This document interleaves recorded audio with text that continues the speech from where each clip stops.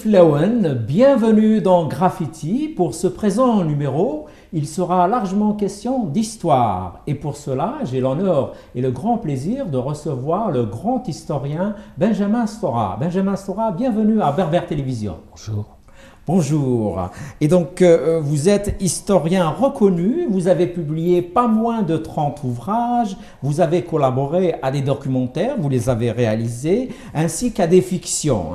Et donc, récemment, un de vos livres est paru en édition de poche. Il s'agit donc Les Guerres sans fin, un historien entre la France et l'Algérie, publié à l'origine aux éditions Stock en 2008. Alors, ce livre, c'est peut-être le livre qui parle le plus de vous, n'est-ce pas?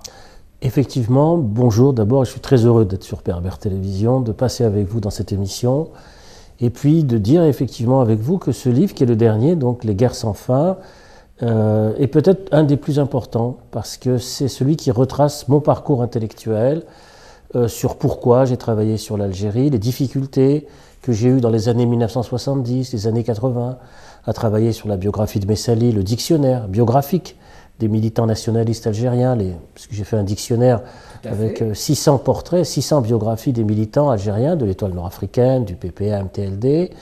Et puis, bien sûr, c'est un ouvrage qui s'arrête dans les années 90, mais qui retrace à peu près une vingtaine d'années de mon parcours intellectuel, de ses difficultés, mais aussi de ses joies, de ses bonheurs, de ses rencontres.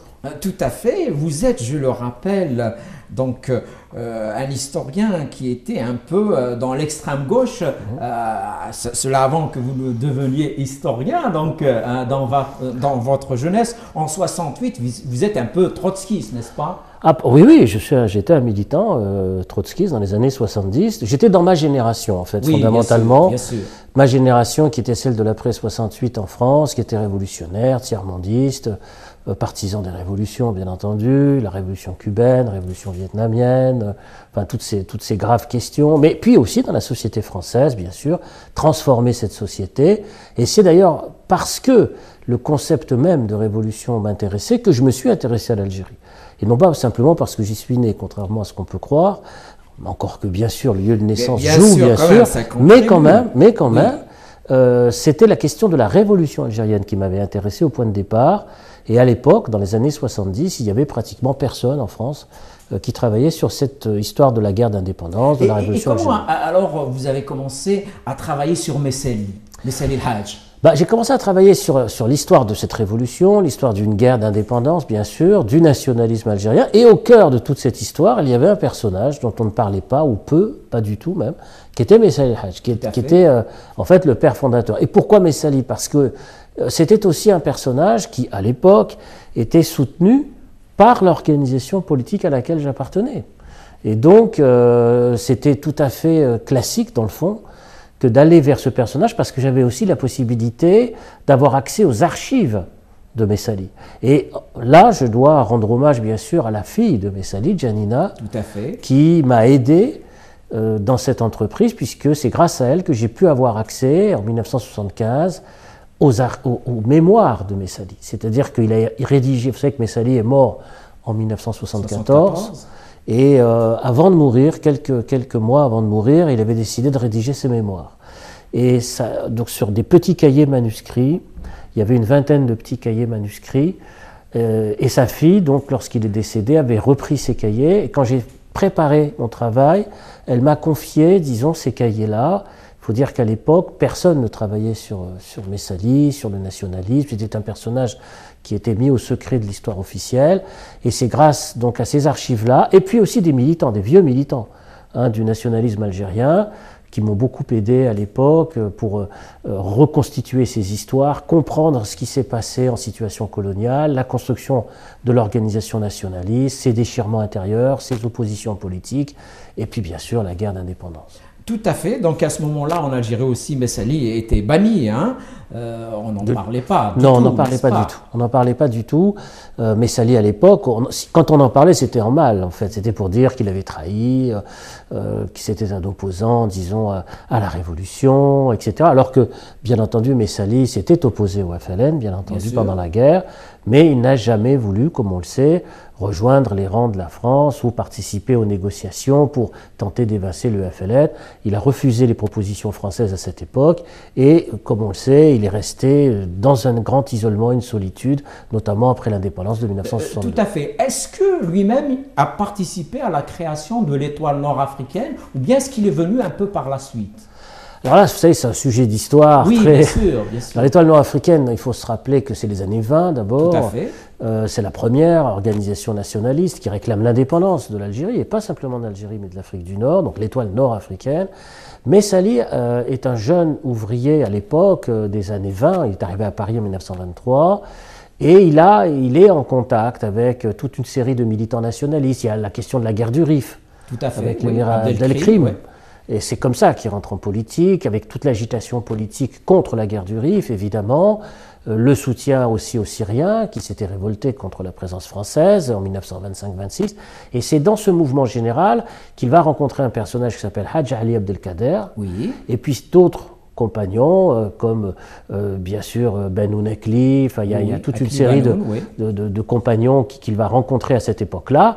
Et il va devenir un des fondateurs d'abord de cette étoile pour ensuite devenir le secrétaire général de l'étoile nord-africaine, notamment après la conférence de Bruxelles en 1928.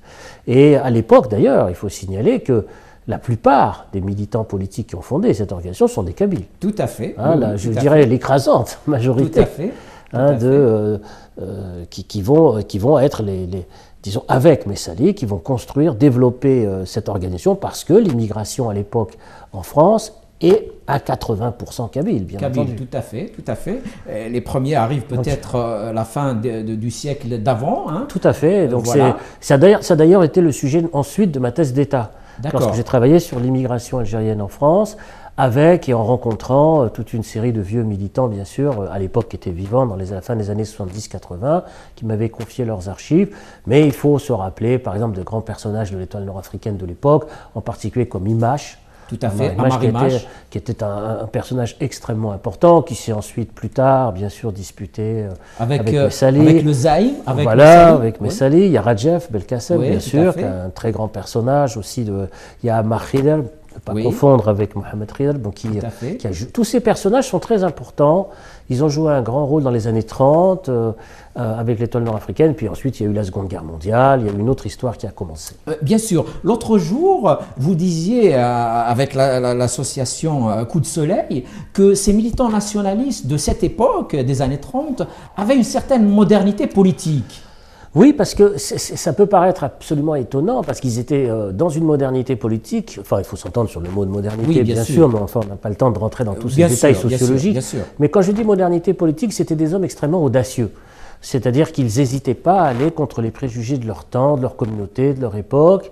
Ils s'engageaient d'abord politiquement, ce qui n'était pas évident, contre la France. C'était pas simple, parce que, y compris par conséquent contre eux, par exemple, des familles qui étaient dans l'acceptation de cette situation. Mais également, c'est des hommes qui étaient en contact du mouvement ouvrier français, du socialisme français, de la République, du concept de République, évidemment.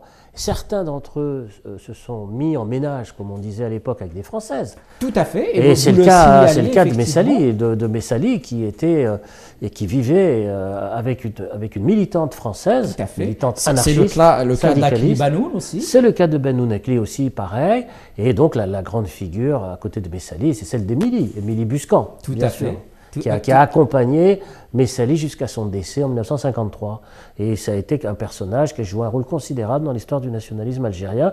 Donc il y avait en même temps cette volonté de s'ouvrir aux autres, c'est-à-dire les militants de la gauche française. Il faut se rappeler par exemple que ces militants de l'époque étaient très très amis avec des personnages comme Marceau Pivert, c'était la gauche socialiste de l'époque, les militants trotskistes, les militants anarchistes comme Daniel Guérin, comme Jean Rousse, comme d'autres militants qui étaient les compagnons, les premiers compagnons de route du nationalisme algérien. Tout à fait. Toujours dans ce livre qui sort, je le rappelle, chez Pluriel en poche, donc Les guerres sans fin, un historien entre la France et l'Algérie, vous racontez quand même un épisode de votre vie assez difficile dans la mesure où dans les années 90, vous avez reçu une menace. Il y a eu effectivement des menaces qui ont été proférées contre moi dans cet été 1995, un été particulièrement difficile, puisqu'il y avait des attentats à Paris, c'était compliqué. Il y a eu des menaces physiques contre moi. Bon, à cette époque-là, donc on m'a conseillé plutôt de quitter la France. Et donc dans cet été 1995, il faut dire qu'entre-temps, j'avais aussi eu une crise cardiaque, j'ai perdu ma fille. Vous racontez tout ça dans le livre. Je raconte ça. Fille, paix à son âme, oui, est décédée. Qui est décédée d'un cancer à l'âge de 12 ans. Donc ça a été toute une série d'épreuves extrêmement violentes, extrêmement dures. Et donc avec ma femme et mon fils à l'époque, donc on a décidé de quitter la France et on est parti vivre au Vietnam. Au Vietnam. À l'autre bout du monde, le Vietnam, parce que pour moi c'était important, c'était l'Indochine d'avant la guerre d'Algérie. Et il y avait dans mon esprit, il y a toujours d'ailleurs un lien entre la guerre d'Indochine et la guerre d'Algérie. Tout à fait. Et donc, il y a aussi un autre livre que vous avez publié récemment avec Jean-Baptiste Péritier, donc aux éditions Stock. C'est Camus Brûlant. Alors, c'est quoi ce livre, Benjamin Stora? C'est un livre qui, bien sûr, sort au moment du 100e anniversaire de la naissance de Camus, c'est cette année, qui fait un petit peu le point sur cet héritage de Camus Brûlant. Et là, vous avez parlé tout à l'heure de l'année 95. Or, il faut savoir que moi, j'ai découvert Camus, bien sûr, je l'avais lu en terminale comme tout le monde, mais je l'ai vraiment découvert en 1994, lorsqu'est sorti Le Premier Homme. Et quand j'ai lu ce livre, Le Premier Homme de Camus, j'étais extrêmement ému et j'ai découvert un personnage qui était très proche de moi. C'était un personnage ambivalent, déchiré, très engagé, certes anticolonialiste, bien sûr, en son temps, on y reviendra peut-être, dans les années 30, 40, mais à la différence de moi, mais je suis plus jeune que lui, c'était plus facile pour moi, mais qui ne voulait pas se prononcer pour l'indépendance de l'Algérie, à la différence par exemple de Kateb Yassine ou d'autres. Et là j'ai vu dans ce déchirement de cet homme, et puis aussi dans son refus de violence aveugle en direction des civils, etc., et cette espèce d'impossible troisième voie qu'il avait essayé de pourtant, tracer. Il a essayé. Il a essayé. Il a travaillé pour. Mais c'était pratiquement impossible à cette époque-là. Et c'est à ce moment-là que j'ai découvert Camus. Et donc, après, je me suis intéressé à lui. Puis, il y a eu l'exposition Marseille-Provence 2013. On m'avait confié le commissariat de cette exposition à Marseille. Et puis, il y a eu des polémiques contre ma venue, contre ma présence dans cette région très particulière du sud de la France. Où Camus est peut-être encore étranger, comme il est peut-être encore étranger en Algérie, n'est-ce pas? Eh bien, il reste quelque part un étranger disputé, critiqué, contesté dans ce sud de la France-là en particulier. Donc j'ai été obligé de quitter ce commissariat. Et puis j'ai voulu aussi comprendre pourquoi en Algérie, de l'autre côté de la Méditerranée, Camus, disons, par ses positions politiques pendant la guerre, n'arrivait pas, à fédérer, à être accepté dans la société algérienne. On se souvient notamment de l'initiative de la caravane pour Camus, tout à fait, qu'avait initié Yasmina Khadra, mais qui n'a pas pu avoir lieu comme on le sait. Et donc, d'un côté comme de l'autre, Camus m'apparaissait comme un personnage faussement consensuel, et qui en fait était un personnage beaucoup plus complexe et beaucoup plus brûlant qu'il n'y paraissait. Tout à fait. Et donc Camus, vous le disiez, il n'épousait pas les idées du FLN, mais il n'était pas très loin de celles de Messali El-Haj. Oui. On raconte qu'ils étaient amis. Est-ce que c'est vrai? Amis, je ne sais pas, mais c'est vrai que Camus, qui était d'abord opposé à Messali lorsque Messali était pour l'indépendance, et à cette époque-là, à la fin des années 40, au début des années 50, il était davantage proche de Ferhat Abbas. D'accord. Il faut resituer les contextes historiques, parce que Abbas était non pas pour l'indépendance à cette époque-là, mais il était pour le fédéralisme, l'association. Il n'était pas pour l'indépendance. Et Camus, c'était sa position. Comme on le sait, l'histoire en décide autrement. Il y a le basculement, le recours à la lutte armée, le passage à l'indépendance, et Camus reste figé sur sa position antérieure, alors que Ferhat Abbas, comme on le sait, va passer sur une position indépendantiste. Il va se rapprocher de Messali pour une raison qui me paraît assez évidente, c'est ce qui s'est passé dans les règlements de compte entre FLN et MNA.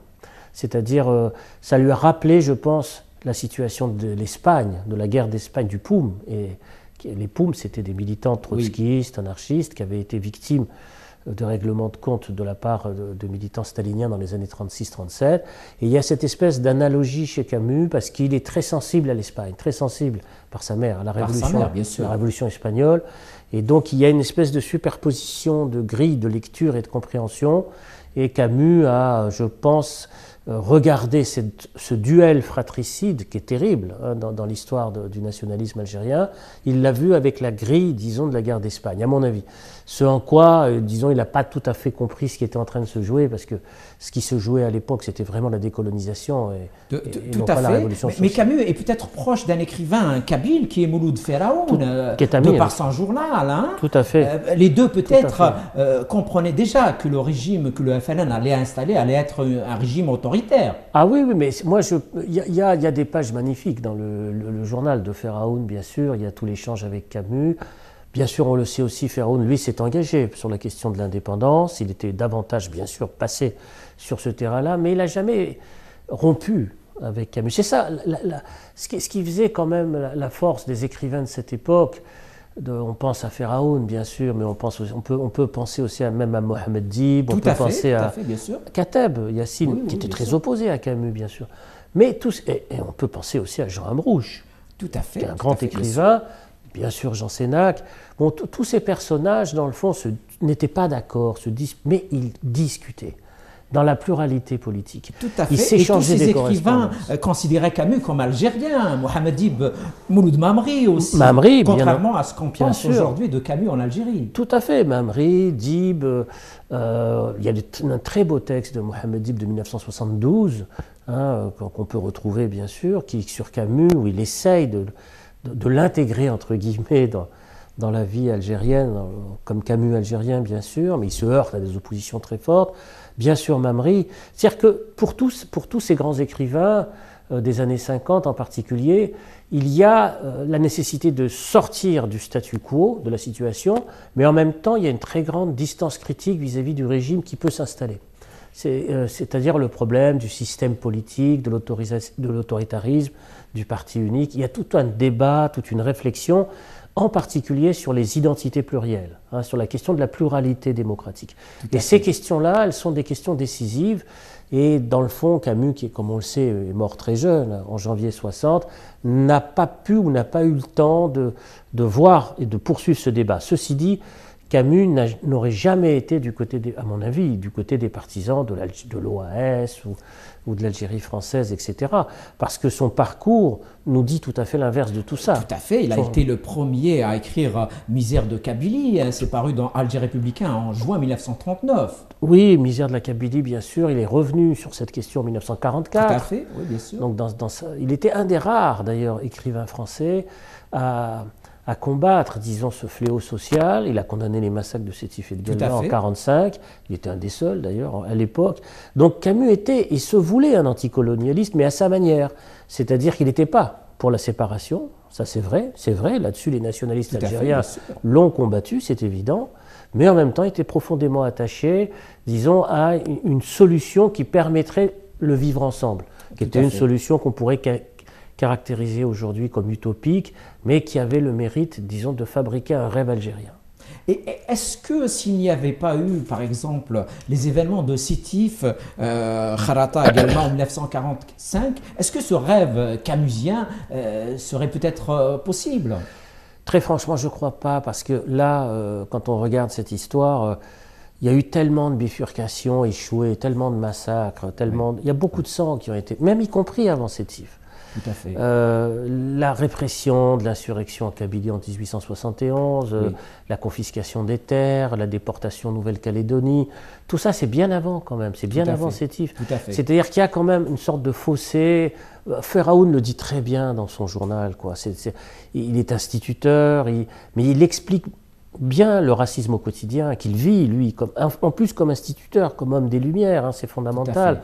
Tout à fait. Et on a quand même, disons, trop d'occasions perdues. Et puis, il y a le problème, j'allais presque dire, du surgissement d'une organisation politique qui aurait été capable, disons, de proposer une alternance, une alternative au système colonial qui intègre l'ensemble, disons, des minorités ou pas. Mais à l'époque, l'exemple de l'Afrique du Sud n'existait pas. Tout à fait, ça c'est vrai. L'Afrique du Sud, c'est arrivé 30 ans après. Bien plus Donc tard. les Algériens ont été obligés de faire sans expérience. Ils étaient pratiquement les premiers à expérimenter la sortie d'un système colonial très dur. Tout à fait. Benjamin Stora, vous avez publié aussi un livre avec Zakia Daoud, Ferhat Abbas, une utopie algérienne. Encore une autre utopie. Est-ce que l'Algérie a perdu cet homme, l'Algérie de l'indépendance peut-être? C'est un personnage magnifique aussi, Ferhat Abbas, bien entendu, je l'ai sorti en 1995, ce livre. Vous voyez, on en revient toujours aux années de plomb, aux années terribles. En 1995, parce que l'Algérie de cette époque était déchirée par la violence, et cet homme m'apparaissait comme celui qui aurait pu incarner, dans le fond, cette sortie démocratique, ce désir d'émancipation démocratique. Il a été, on le sait, non pas un partisan de l'indépendance dans les années 30, mais il a tout le temps cherché à trouver, il s'est efforcé d'essayer de trouver une solution intermédiaire, préservant les intérêts de tout le monde, et aussi bien sûr des Algériens musulmans, mais aussi des minorités juives, etc. Il a tout le temps essayé, disons, de trouver cela, de trouver cet équilibre. Il est passé, bien sûr, sur une position très indépendantiste à partir d'avril 1956 officiellement au Caire, mais il n'a jamais accepté le principe du parti unique. Je veux dire, pour lui, ce n'était pas possible. Il était bien trop imprégné de conception démocratique pour accepter un système autoritaire. Et on le sait, dès l'indépendance de l'Algérie, très, très vite, dès 1963, 64, 65, il a été écarté et déporté, même dans le sud. Et pourtant, il rejoint quand même ce qu'on appelle le clan d'Oujda. Comment est-ce qu'il a fait cette erreur, on peut dire aujourd'hui, après coup? Oui. Mais bon, peut-être que... On lui reproche, bien sûr, cette question-là, c'est ce passage. Mais bon, ça fait partie du jeu politique. Vous savez, quand on fait des choix politiques, à un moment donné, on ne peut pas savoir et anticiper toutes les conséquences que peuvent avoir ce type de choix. Je crois qu'il voulait se positionner dans une guerre de clans de l'époque. Vous savez, la guerre était de clans, l'été 62, le groupe de Tizi Ouzou, le groupe de Tlemcen. Enfin, je ne vais pas ici refaire toute la crise de l'été 62. Ceci dit, vous avez réalisé des documentaires excellents, conversations surtout avec les hommes de la révolution algérienne, donc c'est passé sur Histoire, et vous avez fait, je crois, une synthèse de tous ces entretiens. C'est des entretiens fabuleux. Vous avez fait parler pratiquement tout le monde, certains pour la première fois. Oui, absolument. Mais il y en a qui ont disparu, même qui sont décédés maintenant. Donc c'est bien qu'il soit là, comme ça, au Tal Arab, celui qu'on appelait ainsi. Bon, il y a Ali Haroun, il y a aussi Naït Ahmed, bien sûr. Tout à fait. Il y a Harbi, bon, je ne veux pas tous les citer, mais comment il s'appelle, qui malheureusement nous a quittés l'an dernier, qui était dans l'armée des frontières. Et naturellement, son nom m'échappe pour l'instant, mais il me reviendra. Qui a été ministre. Qui a été absolument, qui est un personnage vraiment... Qui allait prendre le FLN, je crois. Tout à fait. Bon, qui est parti, voilà, paix à son âme. Voilà, l'an dernier. Donc, qui courageusement livré, disons aussi, à cette sorte d'examen très lucide sur lui-même, disons sur son parcours. Donc, il y a toute une série de personnages qui ont parlé longuement, et donc ça a fait 4 heures d'entretien, résumé en 52 minutes. Dans ce documentaire. Mais on y apprend beaucoup de choses, parce que cette guerre fratricide qui a fait plus de 1000 morts, l'agence presse service algérienne le reconnaît dès janvier 1963 et reconnaît plus de 1000 morts. Oui, c'est une crise qui a été violente, difficile pour la prise du pouvoir en fait, fondamentalement, bien sûr. Entre différents clans qui se sont affrontés. Et qui ont fait effectivement plusieurs centaines de victimes après l'indépendance de l'Algérie, dont l'histoire reste à écrire. Alors pour que cette histoire soit écrite de manière absolument scientifique et critique, voilà, les témoignages ne peuvent pas suffire. Moi j'ai recueilli ces témoignages, j'ai fait ce travail de recueil, bien sûr. Mais il faut que les archives de l'État algérien puissent s'ouvrir sur cette question-là, parce que là il ne s'agit plus des archives françaises. On passe à une autre histoire, qui est l'histoire de l'Algérie indépendante. Est-ce que vous pensez qu'un jour ces archives vont être données à la consultation aux historiens? Il faut espérer, parce que de toute façon, on ne peut pas considérer qu'il y a la possibilité d'avancée démocratique s'il n'y a pas, disons, une ouverture d'archives qui permet, disons, d'avoir un regard lucide et critique sur le passé. Bien Alors sûr. il y a du travail qui est mené en Algérie par toute une série d'historiens, Abdelmajid Merdassi, Hassan Remaoun, Fouad Soufi, Tout à fait. qui mènent Dahoud Djerbel, qui font ce travail, qui mènent ce travail dans des conditions quelquefois difficiles. Je pense au livre qu'a fait Dahoud Djerbel l'an dernier sur la Fédération de France, du FLN, le grand travail d'Abdelmajid Merdassi, en particulier sur le 1er novembre 1954. Bon, il y a toute une série comme ça de travaux qui se mènent à partir de la presse, à partir des témoignages, etc. Mais il faut les archives de l'État. Tout à fait. On fait juste une petite pause et on revient au débat. On revient donc au débat avec le grand historien Benjamin Astora. Et donc, Benjamin Astora, on disait que votre film, donc, qui parlait de cet été terrible 1962, vous avez fait parler beaucoup de gens, entre autres Bouhara. Voilà. Abdelrazak Bouhara, malheureusement, dont le nom m'avait échappé malencontreusement tout à l'heure, mais c'est un grand personnage de l'histoire intérieure algérienne et qui nous a quittés récemment et qui a joué un très grand rôle dans cette histoire, bien sûr. Et lui, il avoue dans votre documentaire que normalement, il ne devait pas rentrer en Algérie, n'est-ce pas? L'armée des frontières ne devait pas rentrer en Algérie. Oui, il raconte ça dans ce documentaire. C'est un témoignage très émouvant parce qu'il dit plusieurs choses. Il dit par exemple que sa mère ne le reconnaît pas lorsqu'il revient après toutes ces années passées au maquis. Mais il raconte aussi comment certains officiers de la LN se sont habillés en civil et sont rentrés en Algérie tout de suite après les accords d'Évian, bon, ce qui n'était pas prévu bien sûr à l'époque, pour commencer à organiser le passage à l'Algérie indépendante. Et est-ce qu'on peut dire aujourd'hui, bien des années plus tard, est-ce que l'Algérie n'a pas un peu raté le coche durant cet été? Est-ce que ces violences n'ont pas influencé un peu le cheminement de l'Algérie indépendante? On peut effectivement avoir cette conception-là, mais vous savez, c'est des choses difficiles, encore une fois, parce que l'Algérie est expérimentée, je veux dire, la situation internationale. Il n'y avait pas de point de repère sur lequel s'appuyer. Vous savez, à l'époque, ce qui dominait dans le champ intellectuel, idéologique et politique, c'était le tiers-mondisme, c'était le système du parti unique, c'était le nasserisme, c'était le nationalisme arabe. Il faut se rappeler de toute cette époque-là, il faut mettre en contexte tout ça. Parce que si on ne met pas en contexte, on se dit, tiens, on aurait pu faire ci, ça, ça. Mais l'époque des années 60, il y avait une obsession aussi, qu'il faut se rappeler, c'était ce qu'on appelait la congolisation, c'est-à-dire la peur de l'éclatement du pays. Tout à fait. Parce que le Congo, l'indépendance du Congo avait donné lieu à un affrontement terrible, fratricide, et avait menacé la dislocation du pays. Et donc les dirigeants nationalistes algériens à cette époque-là, lorsqu'ils engagent les négociations d'Évian, etc., ils ont très peur de tout ça. C'est-à-dire, par exemple, la France a essayé à un moment donné de jouer la partition du Sahara, ou même la partition de l'Algérie. Et donc il y a cette espèce de volonté de conserver absolument un système centralisé jacobin, pourrait-on dire, qui ne fait pas la part belle aux réalités effectives du pays, des régions, des langues, des minorités, etc. Parce que l'époque, c'est celle du passage à l'indépendance d'une nation unifiée, centralisée. Et c'est l'obsession de la centralité unificatrice qui l'emporte dans les esprits. Alors bien sûr, il y a des intellectuels, il y a des militants qui ont conscience du danger, qui existent à cette époque-là. Tout à fait. Et qui disent, attention, si on procède de cette manière-là, que va-t-il se passer pour les minorités ? Que va-t-il se passer pour le statut linguistique? Que va-t-il se passer dans notre rapport à la Méditerranée, à l'Occident, à l'Europe ou au monde arabe? Que va-t-il se passer du point de vue, par exemple, dans l'histoire de l'identité berbère par rapport... Et justement, cette identité berbère, comment est-ce qu'on peut expliquer aujourd'hui que l'Algérie indépendante, et dès le départ, réprime cette dimension du pays?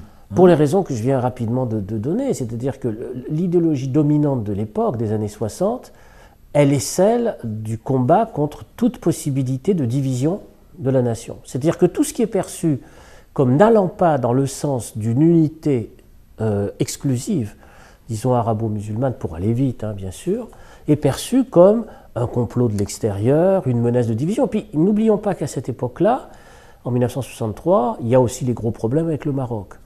Aux frontières en particulier, ce qu'on appelle la guerre des sables. Tout à fait. Donc il y a tout un environnement international, il y a la pression qu'exerce Nasser et l'Égypte pour que l'Algérie soit dans le camp socialiste, qu'on qualifierait en fait de camp baassiste fondamentalement. Donc on a par conséquent, disons, toute une pression qui s'exerce sur le personnel politique algérien qui vise à ne pas admettre l'existence de la pluralité culturelle. C'est un climat. Alors il y a des gens qui combattent ça. On se souvient naturellement de ce qui s'est passé en 1963 en Kabylie, il y a la création du Front des Forces Socialistes, ça c'est évident. Il y a des gens qui combattent cette question-là, mais la tendance générale est celle d'un nationalisme, disons, qui vise à gommer les différences, en fait, fondamentalement. Tout à fait, mais les différences, la société algérienne en a, et c'est certainement une richesse. Et dans l'un de vos livres, Les trois exils, les Juifs d'Algérie, et les Juifs ne vont pas rester en Algérie. Vous êtes vous-même d'une famille juive, née à Constantine en 1950, et ce ne sera pas beaucoup de Juifs qui vont rester en Algérie. Bah oui, parce que en fait, les Juifs d'Algérie en 1962, ils sont déjà français depuis un siècle. C'est-à-dire depuis 1870. Le décret Crémieux. Le décret Crémieux, et même avant le décret Crémieux, parce qu'il y a eu la volonté de rentrer dans la citoyenneté française pratiquement très vite après l'arrivée française. Il y a des notables en particulier, de ce qu'on appelait à l'époque la communauté israélite d'Alger, etc., qui ont demandé la nationalité française, dès les années 1840, 1850, etc. Tout à fait. Et le décret Crémieux, comme on le sait, va entériner, officialiser cette séparation en donnant la citoyenneté d'un côté aux indigènes juifs et de l'autre côté ne pas la donner aux indigènes musulmans. Et comme on le sait, il y a eu tout de suite après d'ailleurs le décret Crémieux, l'insurrection en Kabylie qui a été réprimée.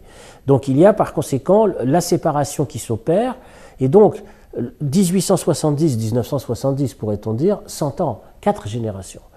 Lorsqu'on arrive en 1962, les Juifs d'Algérie se vivent comme des Français. Ils sont Français. Même si certains d'entre eux, dans certaines villes, comme Constantine, les villes de l'intérieur, etc., bien sûr, il reste en eux des traces d'Orient, des traces de langage, d'arabité ou même de berbérité chez eux. Je dirais surtout de berbérité, parce que les Juifs sont en Afrique du Nord et depuis pratiquement 5 siècles avant Jésus.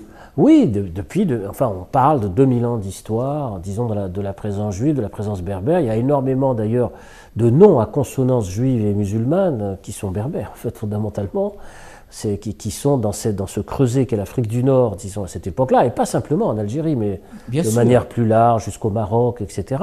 Donc on a une présence ancestrale. Votre famille même, est-ce qu'elle est séfarade ou bien est-ce qu'elle a toujours vécu en Afrique du Nord? Alors là, il y a plusieurs théories qui s'affrontent. C'est vrai? Ah oui, il y a ceux qui expliquent que les gens sont venus avec les musulmans d'Espagne, de l'Andalousie, donc en Afrique du Nord.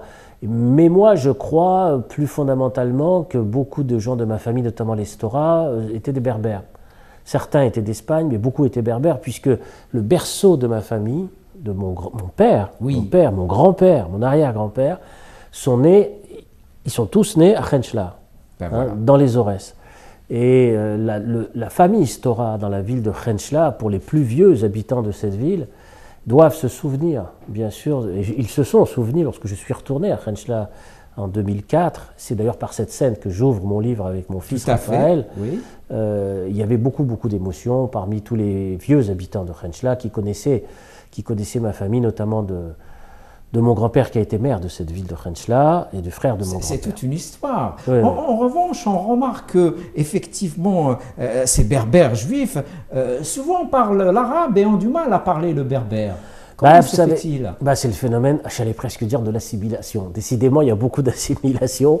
On a parlé de l'assimilation française, mais il y a l'assimilation arabe. C'est politique, c'est culturel, c'est-à-dire que plusieurs siècles de présence, disons, arabe au sens politique du terme, pas culturel. Au bout de plusieurs siècles, le berbère se perd, sauf dans certaines familles, et c'est l'arabe qui l'emporte, un peu comme c'est perdu l'usage de la langue arabe au profit du français dans certaines autres familles. Chez les Juifs, ça a été spectaculaire. Les berbères marocains, juifs, gardent plus leur parler berbère, leur langue berbère. Tout à fait. Alors chez les Juifs du Maroc et d'Algérie, il y a aussi une langue qui est restée très longtemps, jusqu'à mon grand-père, ça je le sais, jusqu'à lui. C'était une langue assez complexe, c'était j'allais presque dire une langue judéo-espagnole. D'accord. Le judéo-espagnol que mon grand-père des Aurès parlait. Oui, c'est compliqué, parce que vous voyez que l'Algérie, quand vous parlez de pluralité, il faut avoir présent à l'esprit. Mais tout ça, c'est des richesses en principe, n'est-ce pas? Tout à fait. Et d'ailleurs, vous venez de coordonner l'histoire des relations entre musulmans et juifs, des origines jusqu'à nos jours. Alors, c'est quoi ce livre? C'est un livre qui a nécessité 5 ans d'efforts avec 120 chercheurs. Oui. qui viennent un petit peu partout. Le livre est sorti simultanément aussi à Princeton. D'accord. Ça vise à restituer, pour aller vite bien sûr, Bien à sûr, restituer bien sûr. une histoire très longue, 14 siècles d'histoire commune entre juifs et musulmans, qui se sont séparés, là, au XXe siècle, brutalement, en l'espace de quelques années, et puis cette histoire, elle s'est évanouie. C'est-à-dire que dans les nouvelles générations, d'un côté comme de l'autre, très souvent, on ignore qu'il y a, disons, des traces juives dans cette histoire, ou l'inverse d'ailleurs. Tout à fait, bien sûr. Et donc, par conséquent, des traces berbères ou des traces arabes dans l'histoire juive, bien entendu. Bien sûr. Et c'est terrible, cette séparation. Et dans le fond, cet ouvrage veut absolument essayer, pour regarder l'avenir, d'essayer de préserver les traces mémorielles de cette vieille histoire commune, qui a été une histoire à la fois harmonieuse, conflictuelle, bien sûr. Bien sûr. Mais bien c'est sûr. une vraie histoire. Il y a un entre-soi. Qui n'est pas un mythe, qui est une vraie histoire réelle. Bien sûr, on peut parler de l'Andalousie, mais il y a aussi l'Empire ottoman, mais il y a aussi Tout à fait. l'Afrique du Nord et les grandes dynasties en Afrique du Nord. Donc on a par conséquent cette histoire commune qui malheureusement est perdue par l'histoire récente et contemporaine, et il faudrait que les jeunes générations puissent se la réapproprier. C'est le but de ce livre. Tout à fait. Et puis il y a aussi un autre livre qui sort aux éditions à la découverte, c'est La France arabo-orientale, et vous avez fait la préface de ce livre. Alors pourquoi la France arabo-orientale? Pourquoi pas berbéro-orientale? Absolument. Je parle.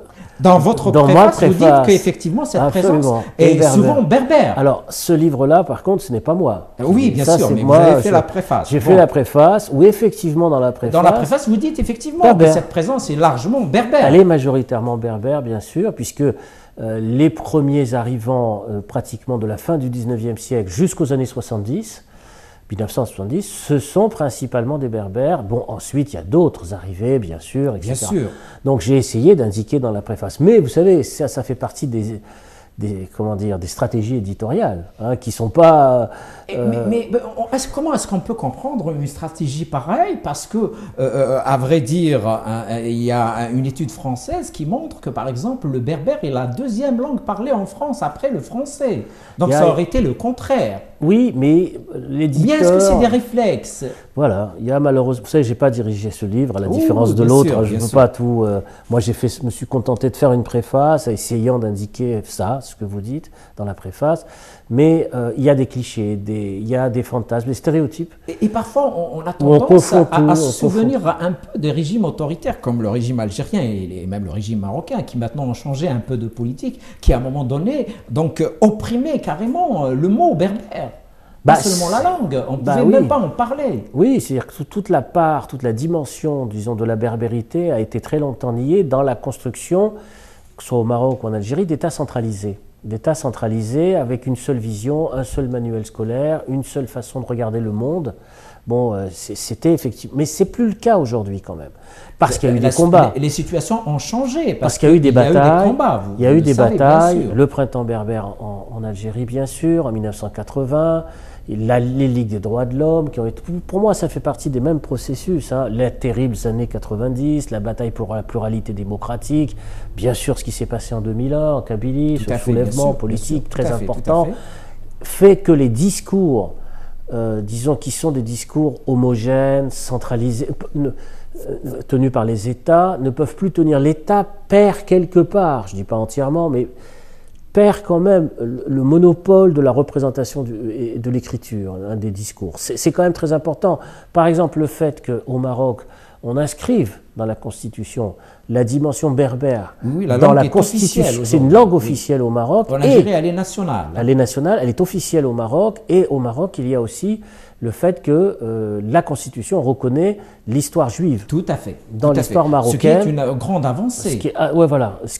Donc on a effectivement quand même des choses qui ont bougé, qui ont évolué, à la fois par les combats démocratiques, politiques classiques, mais aussi par les travaux académiques, les travaux des historiens, qui quand même servent des fois à faire progresser les choses. Puisque vous parlez de la présence juive, est-ce que vous avez vu ce documentaire Tenrir Jérusalem? Il faut le voir. Il faut le voir. Ma sœur l'a vu, elle a trouvé ça formidable. Elle m'en a parlé. C'est un documentaire coproduit par Berber Télévision. Ah, je ne savais pas. Mais elle m'a dit c'est absolument remarquable. Il y a beaucoup d'émotions dans ces images, dans la mesure où le réalisateur qui vit en France part et rejoint donc Tout à fait. les habitants de Tinrir qui sont maintenant en Israël et qui Ouais, parlent ouais, berbère, ouais. qui Oui, chantent oui, oui. berbère. Tout à fait, tout à fait. Et il faut que je regarde ça. Alors il y a un autre documentaire, puisqu'on Oui, est dans le, bien qui sûr. parle de la disparition aussi et du départ des Juifs d'Égypte.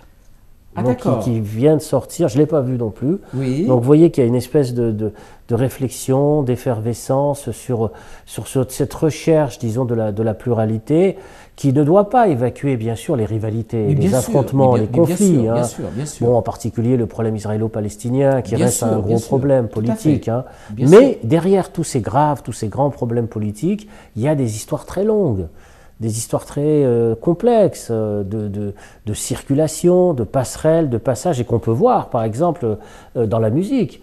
Hein. Oui, bien Bon, sûr, la bien musique, c'est sûr, quand même bien des sûr. choses tout à fait remarquables et Tout à fait. importantes. Hein. Oui, oui, tout à fait. Ça c'est vrai. Donc, Benjamin Stora, vous n'êtes pas seulement écrivain, historien, vous avez fait quand même beaucoup de documentaires. J'aimerais qu'on y revienne un petit peu. Par exemple, les années algériennes, c'était déjà en 91. Hein. Oui, c'est en 91, et ça s'ouvrait d'ailleurs, ce documentaire. C'était un peu les premières images C'était, oui, c'était un des donnaient premiers une grands autre version, documentaires. hein. Oui, parce que dans ce documentaire, il y a plusieurs choses qui peuvent paraître banales aujourd'hui, mais qui ne l'étaient pas à l'époque. Bon, il y a le retour de ma mère Voilà. au cimetière juif de Constantine, ce qui était une surprise, une grande émotion chez les Algériens. Bien Beaucoup sûr, d'émotions bien sûr, bien quand sûr. ils ont vu ces images-là. Mais il y avait aussi ce qui s'est passé à Meldouza. Bon, ça a été important. Ça ne s'était pas connu. C'était Tout une à chose fait, tout à fait. qui Peut-être était- que pour qui était certains, ce inconnue. n'est même pas encore connu aujourd'hui aussi. Voilà, donc ce massacre qui a existé. Bien sûr, la révélation que j'ai faite aussi des crevettes Bijar, c'est-à-dire comment des Algériens avaient Ouais. été jetés en hélicoptère à Alger pendant la bataille d'Alger. Enfin bon, il y a plein de choses qui ont été dites dans ces 4 heures et qui ont touché beaucoup de monde, jusqu'au documentaire de l'an dernier qui a rencontré encore plus d'audience. Tout à qui est fait, La Déchirure. exactement. La Tout à fait, Déchirure, tout à fait. qui a eu le plus gros score, le plus gros taux d'audience en France en documentaire. C'est incroyable. Oui, c'est incroyable. C'est très intéressant. Ça veut dire qu'aujourd'hui, on veut encore savoir ce qui s'est passé en France durant ces années de guerre. C'est à la fois, on veut savoir et on ne veut pas savoir. Vous savez, c'est compliqué. C'est vrai. C'est complexe. J'ai expliqué ça dans un autre livre qui s'appelle La C'est gangrène lequel et l'oubli. La Oui, gangrène bien et sûr, l'oubli, bien sûr. sur le problème de la mémoire et de l'oubli. C'est-à-dire que les Algériens sont pareils, on veut à la fois savoir les choses, puis on essaye en même temps de se séparer de trop de souffrance. C'est-à-dire qu'il y a les deux aspects qui cohabitent. Trop de souffrance, de douleur, donc trop de mémoire, qui quelquefois entrave l'histoire pour avancer dans l'histoire. Donc il y a cette espèce de va-et-vient entre mémoire et oubli. Et vous qui êtes historien, comment est-ce que vous percevez l'enseignement de l'histoire en France et en Algérie, justement, par rapport à ces questions-là? Là cette aussi, histoire commune, hein, oui, cette bien longue sûr. histoire d'amour et de haine. Absolument, mais alors là aussi les choses ont beaucoup changé, contrairement à ce qu'on pourrait croire. L'histoire de la colonisation, de la guerre d'indépendance est rentrée en France dans les manuels scolaires, est enseignée. Les sujets tombent au bac, il y a les concours, agrégation, CAPES, etc. Il y a des sujets qui tombent sur ces questions-là. Beaucoup d'ouvrages ont été publiés. Alors il y a encore des trous, des zones d'ombre. Hein. Il y a des batailles, des chantiers qu'il faut creuser, en particulier sur des exactions qui ont été commises. Je pense par exemple au problème des expériences atomiques, notamment dans le Sahara. Bon, ce sont des grands problèmes d'histoire et humains qui sont très importants. Mais il y a des choses qui ont été faites, qui avancent. Du côté politique, il y a eu la reconnaissance de ce qui s'est passé le 17 octobre 61, c'est important aussi, par François Hollande l'année dernière, le discours qu'il a prononcé à Alger le 15 décembre 2012, malheureusement à mon sens très peu médiatisé en France, ce discours, où il cite d'ailleurs Camus, tout à fait, et Ferhat Abbas, et Messali, et Mandouze, à l'intérieur de ce discours. Donc ça avance, même s'il y a des difficultés et des résistances et des réticences très fortes, en particulier venant de l'extrême droite française, qui a une mémoire de revanche sur la guerre d'Algérie. Et en Algérie, les choses progressent aussi difficilement. Un personnage comme Messali est revenu quand même dans l'espace public. Il est revenu, oui, bien sûr. Il y a eu un colloque à Tlemcen. Un aéroport porte son nom aujourd'hui. Voilà, Ferhat Abbas, l'université de Sétif. Il y a quand même des choses qui sont faites, mais il y a encore des zones d'ombre, il y a encore des problèmes qui se posent. Je ne vais pas tous les énumérer. Mais bien sûr, mais bien sûr. Benjamin Stora, vous avez aussi collaboré à des fictions, Indochine, Là-bas mon pays. Alors, Premier homme, de Gianni Amelio, donc c'est le livre de Camus. Et qu'est-ce que vous apportez? C'est votre touche, c'est votre regard, c'est vos conseils? savez, Comment est-ce que vous travaillez avec ces réalisateurs? En fait, les réalisateurs me demandent non pas si tout est vrai, mais si tout est cohérent, ce qui n'est pas tout à fait pareil. Parce qu'il y a la liberté de création du réalisateur. Il y a aussi le film Ce que le jour doit à la nuit. Tout à fait, oui. Qui a fait Alexandre Arcadi sur la base du roman de Yasmina Khadra, sur lequel j'ai travaillé aussi. En fait, moi, ça m'intéresse beaucoup la fiction, parce que il y a une restitution, une recréation d'ambiance qui, quand c'est bien réussi, nous donne à voir, disons, une réalité historique de manière extraordinaire. C'est la même chose pour la littérature, vous savez. Les grands écrivains, dans le fond, m'ont aidé énormément à comprendre l'Algérie. Moi, j'ai compris l'Algérie en lisant Kateb Yassine. Je veux dire, c'était pas tellement les archives au point de départ. J'ai compris ce qui se passait en lisant Rachid Mimouni, en lisant Rabat Bellamri, en lisant le journal de Mouloud Ferraoui. Algériens, paix à leur âme, qui nous ont quittés. Voilà. Ils sont morts très jeunes. Ils sont tous morts très jeunes. Et c'est en les lisant, en fait, qu'on pénètre dans les entrailles d'une société profonde et réelle, beaucoup plus que dans la froideur, disons, d'archives distantes ou étatiques. Et cette question, disons, de la fiction qui nous donne à voir le réel, on le retrouve aussi à travers le cinéma. Tout à fait. Et donc, vous avez travaillé aussi sur Le Premier Homme, le film de Gianni Amelio, qui est passé durant le premier festival des films berbères à Paris l'année passée. Mais ce film n'a pas eu un grand écho en France. Comment se fait-il ? Il n'a pas eu, effectivement... C'est un très beau film. C'est un beau film, absolument, qui a été réalisé entièrement en Algérie. Entièrement en Algérie. Ah d'accord, ça je ne savais pas. Oui, à Mostaganem. Et c'est rare, je veux dire, la production s'est faite entièrement sur place, donc il y a les lumières de l'Algérie en particulier. Mais vous savez, ça fait partie des alchimies mystérieuses d'échecs ou de réussites de certains projets. Le film, disons, vous savez, les films sur l'Algérie, dans le fond, il y en a un certain nombre et ils ne rencontrent pas tous de grands succès. Il y a beaucoup de films qui sont sortis comme Mon Colonel, qui est un très beau film, qui n'a pas eu malheureusement le succès attendu, qui est sorti en 2007. Il y a eu aussi le film de Philippe Faucon, La Trahison. Il y a comme un mal-être, disons, en France, à voir sur les écrans, par l'image et la représentation, ce qu'a pu être la séparation, en fait, entre la France et l'Algérie. Tout à fait. Benjamin Stora, il y a aussi un autre livre qui vous a valu le Grand Prix des lectrices de Elle en 2011. Donc c'est Algérie 54-62, lettres, carnets et récits des Français et des Algériens dans la guerre, coécrit avec Tramor Kemener. Tramor Kemener, c'est ça. Et c'est un livre, là c'est encore une autre aventure intéressante. C'est une aventure. Cette aventure parce qu'en fait il s'agissait d'intégrer à l'intérieur d'un livre des documents. C'est un livre-objet. Par exemple, vous avez des tracts du FLN, vous avez le discours du général de Gaulle, les documents sont intégrés à l'intérieur.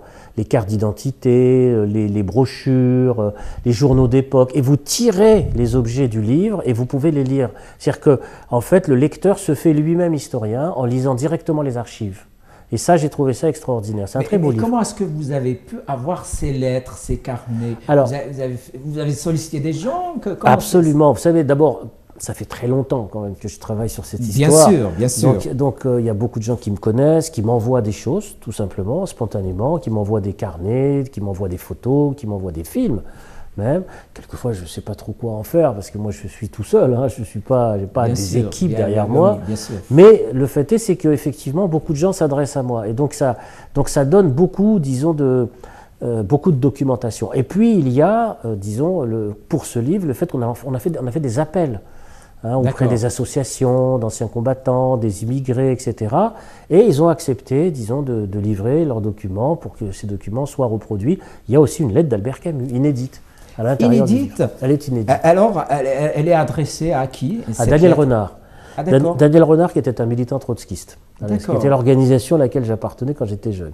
Et Camus lui-même était un peu anarchiste, on n'en parle pas beaucoup. Oui, il était proche des milieux libertaires, à cause de l'Espagne, parce que c'est son soutien, disons, à la Révolution espagnole, mais dans sa version libertaire. Tout à fait. Et non pas dans la version, disons, stalinienne. Et c'est ça qui l'a fait se rapprocher des militants libertaires, qui lui ont rendu d'ailleurs un très grand hommage lorsqu'il est mort en 1960. Tout à fait. Et donc, parmi vos livres aussi, il y en a un qui, à mon avis, gagnerait à être réédité, le dictionnaire biographique des militants nationalistes algériens.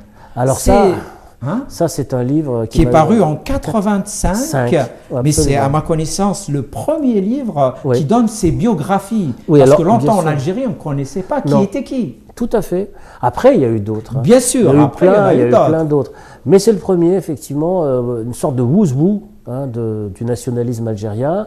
600 biographies, ça m'a demandé 5 ans de travail, beaucoup aux archives. C'est 404 pages. Oui, 404 pages aux éditions L'Harmattan de l'époque. Oui, et tout à fait. Les archives d'Aix-en-Provence, que j'ai pu les consulter à l'époque, elles se sont refermées après, enfin tout ça est compliqué.